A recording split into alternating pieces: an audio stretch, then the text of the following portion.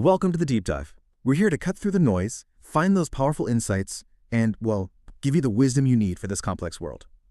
Today we're diving into something really profound, an ancient piece of wisdom, actually, that offers a pretty practical path to protection, tranquility even. Especially when you're facing things you can't see or things you just didn't expect. We're going deep into Surah Al-Falaq. It's a chapter from the Qur'an, short, but incredibly powerful. Our sources, they really highlight how this text isn't just abstract. It teaches you how to actively seek protection under, well, what it calls the boundless mercy of Allah. So this isn't about just learning facts. It's about finding out how this timeless wisdom gives you real, actionable tools.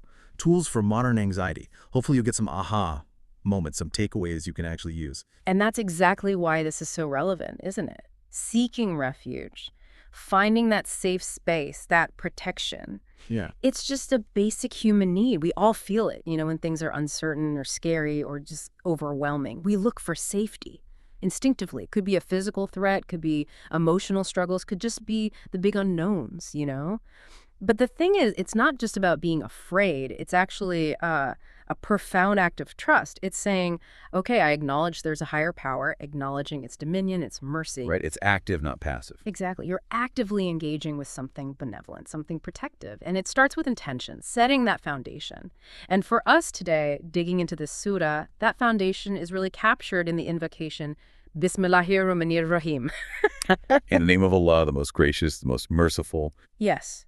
And that's not just a phrase you say, it's a declaration. It means you start everything, every thought, every plea by affirming trust and a mercy that's just boundless. It covers everything. So right away, it frames how we approach this text. Even when we're asking for protection from things that seem evil, we're doing it within this huge context of grace, of compassion.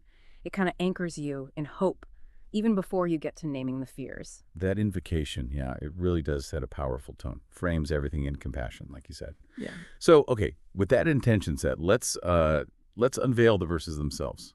Surah Al-Falaq. And I'd invite you, listening, to really absorb the spirit here, not just the words. The original Arabic has its own rhythm, its own sound, but the English gives us that direct access to the meaning. It says, say, I seek refuge in the Lord of the Daybreak.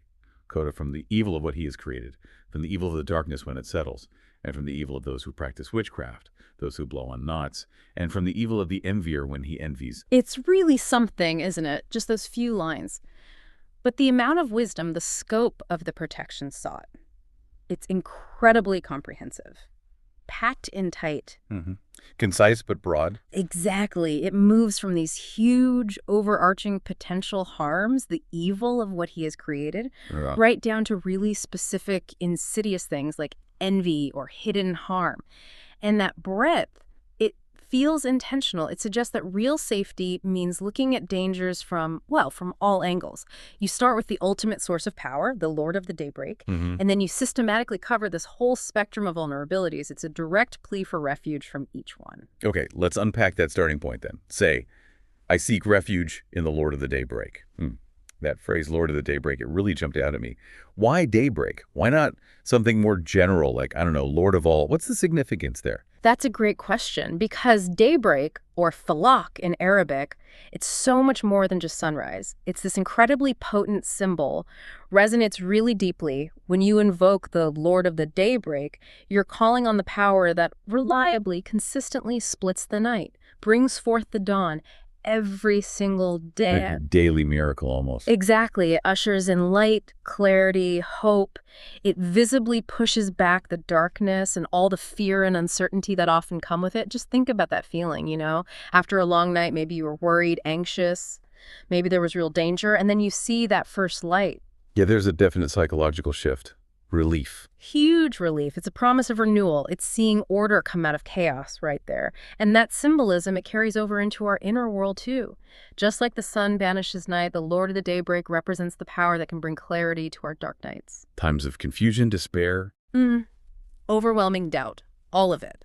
So calling on the Lord of the Daybreak is an affirmation of trust in that power, acknowledging his dominion, his mercy over these fundamental cycles. Cosmic cycles, but also our personal ones.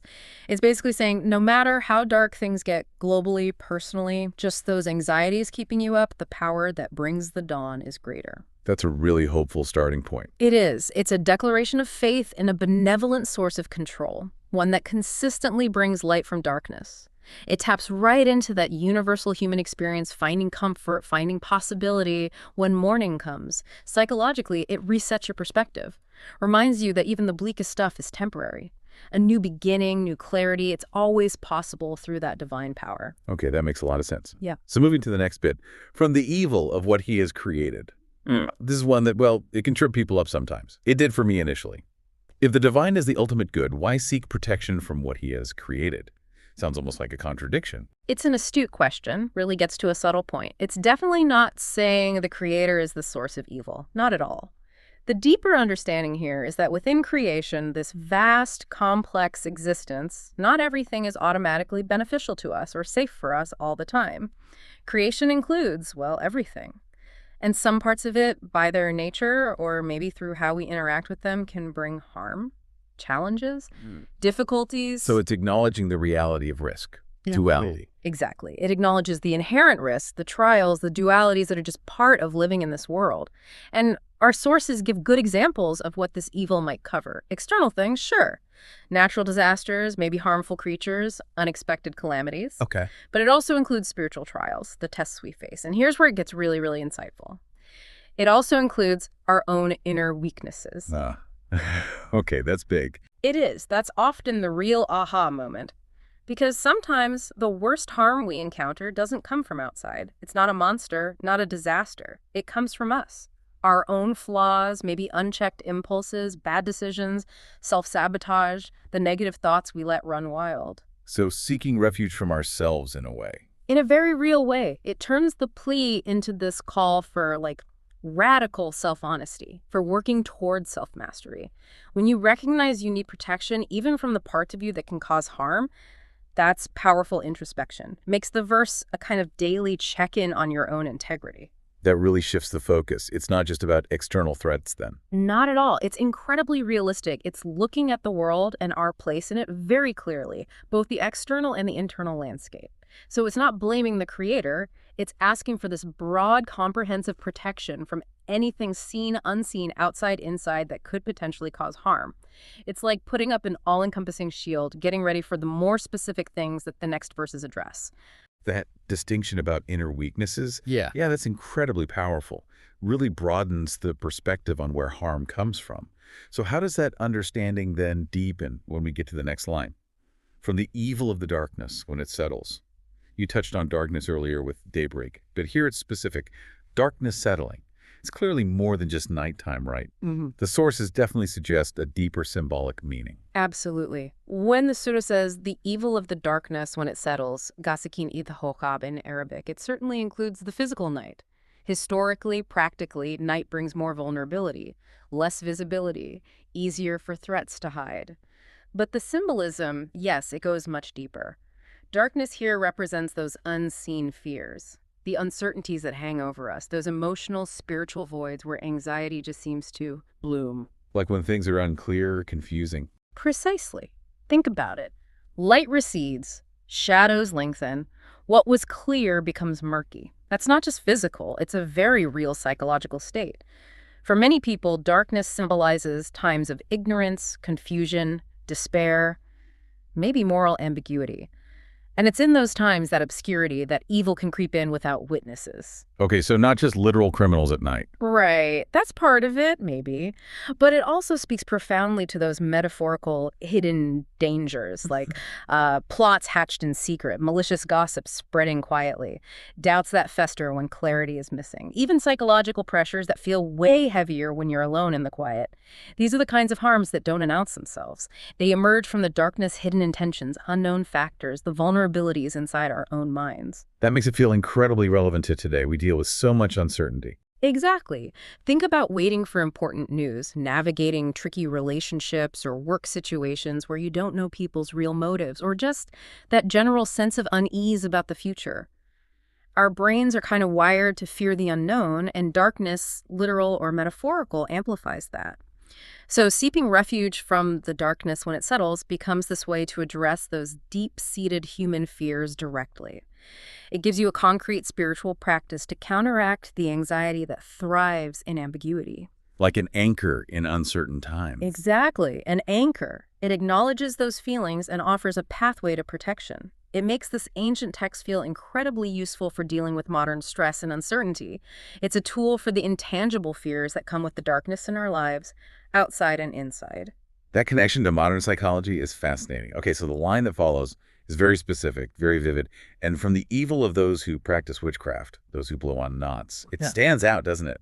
That imagery, blowing on knots, it feels so specific to a certain time or culture. What's the story behind that? What do people believe they were doing? It is very specific imagery, and that's because it refers directly to certain practices that were known at the time the Surah was revealed, and actually in many cultures throughout history. We're talking about magical practices, superstitions, what might be called black magic, or attempts to exert harmful spiritual influence. The blowing on knots, nafatari fil ukad, refers quite literally to a ritual where someone would tie knots, often in a cord, while reciting incantations or curses. Then they would blow onto the knots. And the idea was What? to bind someone. Exactly. The belief was that this act could inflict harm, bind the victim, maybe cause illness, misfortune, emotional distress, stir up conflict in their relationships. The knots symbolize tightening control, tangling up someone's health, their will, their destiny, trying to manipulate their life through these unseen forces. Okay, so that's the historical context. Right. But for us today, literal witchcraft might seem, well, distant for many. How does this translate? What's the relevance now? That's the key question. While literal not magic might seem archaic, the principle behind seeking refuge from this is incredibly relevant. It broadens out to seeking protection from anyone who tries to harm others through hidden, manipulative, or malicious means.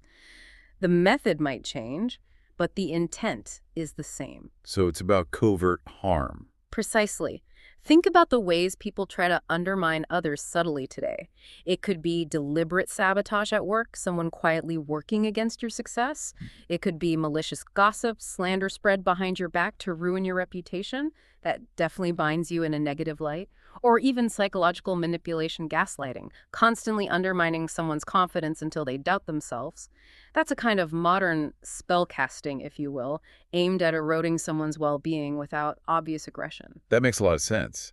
It's harm that isn't always upfront. Exactly. It's insidious, covert, designed to affect you indirectly. Hidden schemes, subtle negativity, toxic intentions aimed at undermining your peace, your progress, your relationships. So this verse is a powerful plea for protection from that kind of harm. It reminds us that danger isn't always loud and obvious. Sometimes it's quiet, persistent, aimed at your spirit, your emotions, your mind. It teaches vigilance not just against physical threats, but against these subtle, often invisible forms of antagonism. It gives us a lens to see and guard against manipulation and destructive behavior, even if the knots are now psychological or social rather than literal string. Wow, okay. That really brings that ancient image right into the present day. Powerful. And that leads us perfectly into the final line. And from the evil of the envier when he envies. Envy. Gosh, that's something we all encounter, isn't it? Either feeling it ourselves sometimes or definitely being on the receiving end. How does the Surah tackle such a potent and often really destructive human emotion? Are we just talking about the feeling here, or is it more about the actions that come from it? It's definitely pointing towards the active, destructive potential, more than just the internal feeling. Envy, yeah, it's a basic human emotion. We all might feel a twinge of it. But as our sources really emphasize, when it's unchecked, when it festers, envy can corrode hearts, damage trust, and disrupt communities. That highlights its incredible destructive power. Corrode hurts. That's strong language. It is, because it eats away at personal contentment, right? Leads to inner turmoil. But it also damages relationships. It sows discord, resentment, division within families, friendships, workplaces, whole communities sometimes. So the plea in the surah from the evil of the envier when he envies hasidan ida hasad is specifically for protection from people's jealousy when it becomes active and harmful. So it's not just wishing someone didn't have something. No, it goes beyond that passive wish. When envy turns malicious, it can fuel active attempts to sabotage someone, to discredit them, undermine them, diminish their success or happiness. Think about someone deliberately downplaying your achievements. spreading rumors to tarnish your character, secretly blocking your efforts, or just meeting your good fortune with that bitter resentment that you can feel, even if it's just subtle digs or coldness. Yeah, we've all probably experienced something like that. It can really hurt. It absolutely can. Those actions born from envy have real consequences. They affect morale, opportunities, peace of mind. And interestingly, psychology backs this up. Studies show envy isn't just bad for the envier's well-being. Being the target of envy is a significant stressor. Seeking refuge here is like seeking protection from that toxic energy, that ill will directed your way. This verse resonates because it's so universally understood. We've seen envy's damage, maybe felt its sting, maybe even fought it in ourselves. It gives us a spiritual shield against those corrosive interactions, emphasizing the need for divine help against the harmful actions envy can spawn. It really bridges that reflection on our inner state with seeking protection from external negativity.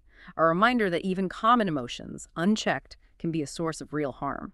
This whole exploration has been incredibly insightful, taking each line, unpacking it. It reveals so much depth. But now let's bring it home for the listener, for you, the learner. What does all this profound knowledge actually mean for your daily life? How can you take this ancient wisdom and, use it practically to deal with modern life, modern anxieties? Right, this is the crucial part.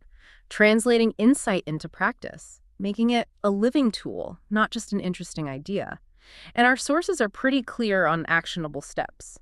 The most fundamental one is the daily recitation of Surah Al-Falaq itself. Think of it as consciously activating a spiritual shield. So like a routine. Exactly. A powerful morning ritual, for instance, starting your day by reciting it. Often people recite it with its companions, Surah Al-Ikhlas and Surah An-Nas. They're known together as the three quals. It's like a comprehensive protection package. And it's not just mumbling words, it's a conscious act.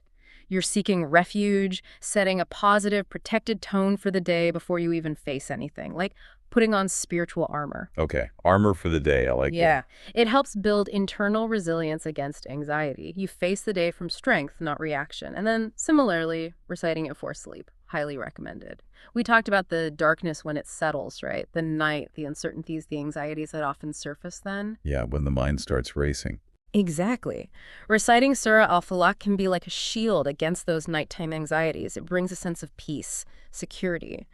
And this actually aligns with what we know about mindfulness and ritual.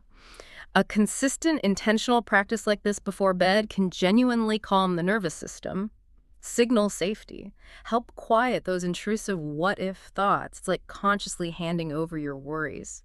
So morning and night, what about in the moment? Absolutely. It's also potent spiritual first aid. Use it in troubled times or when you feel anxieties creeping in. Maybe you get overwhelming news or you feel that sudden fear about something or just that background hum of modern anxiety gets loud. Turning to these verses right then, it can bring immediate solace. It's that conscious act again, seeking refuge, connecting to that protective power, reminding yourself you're not alone. The intentionality really matters. It turns recitation into invocation, choosing trust over fear, right there in the moment. So it's the act itself, the intention that's key, not just the words. How does that connect to cultivating our inner state? Linking back to those verses about inner weaknesses and envy. Precisely. The practice goes way beyond just saying the words. It's about cultivating an inner state of protection, aligning yourself internally with the spirit of the surah. Our sources strongly advise things like keep your heart soft and avoid harboring envy. That links directly to the last verse, doesn't it? A soft heart, open, compassionate, empathetic, is just less fertile ground for negative stuff like jealousy or resentment. By actively working to purify your own intentions, guarding your heart against envy, you're building an internal shield. A reservoir of peace, less easily disturbed by outside negativity. This means practicing gratitude, compassion, being mindful of your blessings, things that naturally soften the heart and stop those envious comparisons. And what if envy does come up? Well, Either in you or directed at you. then the guidance is clear. Seek refuge in Allah, purify intention. It's like spiritual hygiene. Acknowledge the feeling, don't suppress it. See it, then immediately turn to a higher power for help in dissolving it. And at the same time, check your own intentions. Are they pure? Benevolent? Maybe ask yourself, why do I feel this? Or what positive step can I take instead? It's an active redirection. Detoxifying your inner world before negativity takes root. owning your emotional state, choosing clarity. And the blowing on knots first, how does that translate inwardly? That connects to the advice to stay away from superstitions or anything that invokes spiritual harm. It's a call for discernment. Rely on pure faith, not on practices that try to manipulate things in potentially harmful or just plain misleading ways. Be critical. Avoid things that could open you to negativity, weird spiritual fads, toxic gurus, even malicious gossip, which is like its own form of not blowing, right? Binding people in negativity. Right. Trust the core protection. Don't get sidetracked. Exactly. Trust the ultimate protective power. Keep your faith grounded, robust. And fundamentally, remember that the very act of seeking refuge is profound. It's an act of worship in itself. It powerfully reminds us of our dependence on Allah, His mercy and power. And that's not about weakness. It's about acknowledging where true strength lies. Recognizing that while we do our best, ultimate peace comes from that divine source. It shifts your perspective, turns vulnerability into connection with infinite power and compassion. For you, the listener, that means you have this real, tangible spiritual tool to navigate life's bumps, to turn fear into connection, into empowerment, finding peace in that trust, that surrender. What an incredible unpacking of such a short yet powerful text. We've journeyed through Surah Al-Falaq, seeing how it offers this comprehensive shield. Protection from the evils in creation, the fear in darkness, the harm from hidden malice, the sting of envy, whether it's coming at us or stirring inside us. It really shows the beauty of finding such deep wisdom, such complete protection in just a handful of verses. It's like a spiritual multi-tool. That's a great way to put it. And that's the key. It's not just scripture on a page. It's a living guide, a practical manual for dealing with the fears, anxieties, the complex relationships of our modern world. The message is universal. Seek strength, seek solace, seek protection in a higher power. There is an ultimate refuge available no matter the challenge, seen or unseen, external or internal. It speaks directly to that timeless human need for security, peace, resilience. And bringing it back to where we started, that invocation, Bismillahir Rahmanir Rahim. In the name of the most gracious, the most merciful. It bookends the whole thing, doesn't it? Reminding us that even as we seek protection from harm, we're doing it within this immense context of compassion, of mercy. So carrying that forward, may you, listening, find protection from all harm, visible, hidden, from the evil within ourselves, from others, from envy's bite, darkness's uncertainty, from malicious intent. May your heart stay sound, faith stay firm. May you always find that refuge, that peace, under the shade of divine mercy. And here's a final thought to carry with you from this deep dive. How might actively, consciously seeking refuge, not just in big crises, but as a daily habit, acknowledging our vulnerabilities, how might that change things? Not just calming momentary fear, but transforming our whole outlook, our resilience, our way of interacting with this complicated world. Think about how placing your trust consistently in that ultimate protection could cultivate a deeper, more steady sense of peace in your everyday life. Thank you for joining us on The Deep Dive.